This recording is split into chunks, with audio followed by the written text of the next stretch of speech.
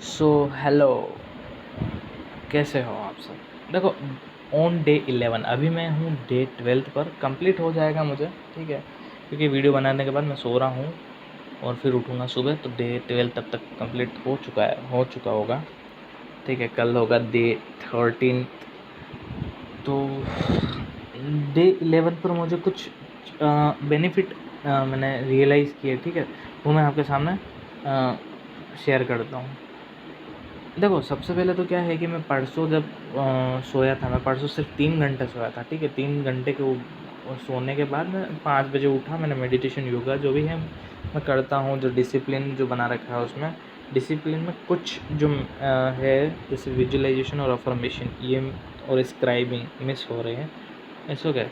तो कुछ नहीं, मैंने उसकी जगह कुछ एडिशन मतलब कुछ अलग ही डाल रखा है, जिससे मैं त्राटक योगा करता हूँ, ठीक है। तो अब हम बात कर रहे थे हम नोफेप के बेनिफिट के बारे में। 10th डे के बाद जो बेनिफिट हुआ, देखो, एक तो मुझे एनर्जी ज़्यादा फील होने, जैसे मैं 3 घंटे सोया और 3 घंटे के बाद उठा। हाँ, उठते टाइम तो थोड़ा सा आलस आता है, वो सब कुछ ठीक है, लेकिन उठने के बाद मेडिटेशन किया, योगा किया और उसके बाद ना एक्सरसाइज की मैंने, ठीक है। मैं पुशअप्स लगाता हूँ, तो मैंने एक्सरसाइज भी की। तो एक्सरसाइज में एक अलग ही एनर्जी के साथ कर रहा था, एक अलग ही एनर्जी के साथ एक्सरसाइज हो रही थी मेरी।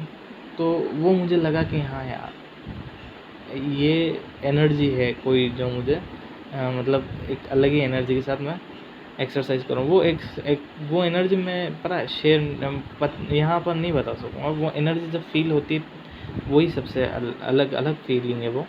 तो वो मैं यहाँ पर बता नहीं सकता कि वो किस टाइप की एनर्जी मुझे फ़ील हो रही है, लेकिन हाँ, एनर्जी फ़ील हो रही थी, इसीलिए मैंने पुशअप्स लगाए। कल बहुत ज़्यादा पुशअप्स लगाए थे, आज मैंने उससे भी ज़्यादा पुशअप्स लगाए।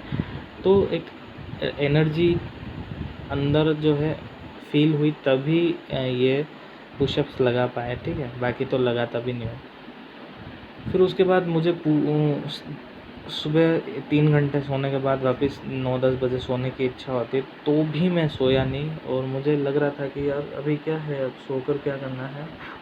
तो सोने की इच्छा नहीं हो रही थी, क्योंकि मुझे ऐसा लग रहा था कि चलो कुछ काम करते हैं, चाहे फिर वो व्हाट्सएप की चैटिंग ही क्यों नहीं करें, लेकिन करते हैं, ठीक है। तो ये सीधा सा एक ही है, सारी बातें घुमा फिरा के एक ही बेनिफिट है, मोर फील मोर देन एनर्जी। सो ये यहीं पर होता है एक बेनिफिट।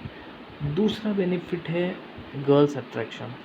गर्ल्स अट्रैक्शन कैसे है, जैसे मेरी एक नई फ्रेंड बनी, ठीक है, तो वो बहुत थोड़ी स्ट्रिक्ट भी है, ठीक है। तो एक नई फ्रेंड बनी है, तो वो मुझे अच्छे से रिप्लाई कर रही है, चैटिंग कर रही है, स्ट्रिक्ट होने के बावजूद मुझसे चैटिंग कर रही है, रिप्लाई कर रही हो, वो उसकी बातें बता रही है, मैं अपनी बातें बता रहा हूँ। और नंबर सेव कर लिया उसने मेरे, क्योंकि पहले वो नंबर सेव नहीं करी थी। हम फ्रेंड बहुत काफ़ी टाइम से, ठीक है, हम बात भी बहुत कम करते हैं, लेकिन वो नंबर सेव नहीं करती, सिर्फ मेरे पास नंबर सेव थे। अभी उसने खुद नंबर सेव कर लिया और खुद आगे से मैसेज किया उसने आज। सो ये है। इस अट्रैक्शन को मैं वहाँ नहीं ले जा रहा हूँ, मैं सिर्फ अट्रैक्शन, मैं इसे बाद में क्लियर करता हूँ। दूसरी मेरी क्रश, उसने कल मुझे ऐसी बात बोली जिससे यार मेरा दिल गदगद हो गया। मैं बता देता हूँ, उसने मुझे ऐसा बोला कि यार अगर मुझे तुम्हारे साथ नाइट कभी मैं कैसे फंस जाऊँ ना, अगर मुझे तुम्हारे साथ नाइट स्टे भी करनी पड़े ना, नाइट स्टे मतलब वो वाली गलत नहीं, तो मैं तुम्हारे साथ हमेशा सेफ़ फील करूँगी कि तुम नहीं, मतलब तुम्हारे साथ सेफ़ हूँ मैं। सो इसको मैं गलत वे में नहीं ले जाके, अगर इसको फ़ील करूँ ना, तो मतलब असली मर्द वाली जो फ़ीलिंग है ना, ये वही फ़ीलिंग है।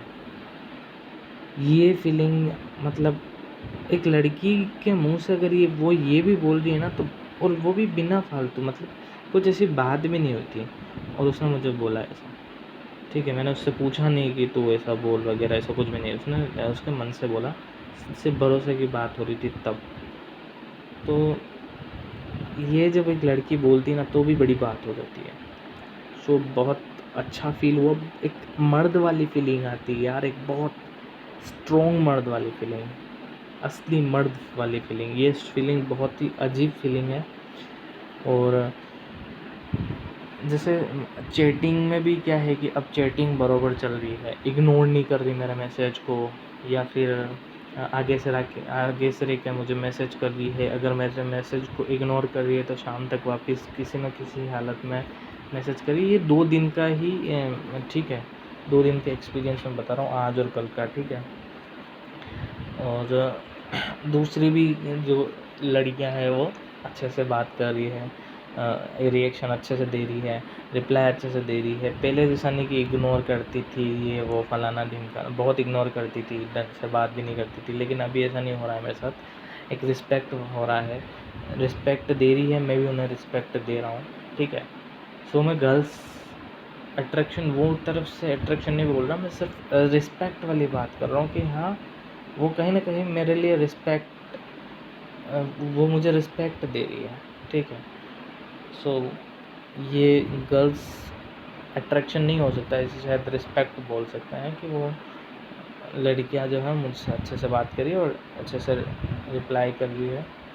सो इसको हम रिस्पेक्ट वाले में भी ले जा सकते हैं और गर्ल्स अट्रैक्शन में भी इसको बेनिफिट में डाल सकते हैं। तो यही बेनिफिट है अभी जो मुझे रियलाइज़ हुआ है डे 10 के बाद।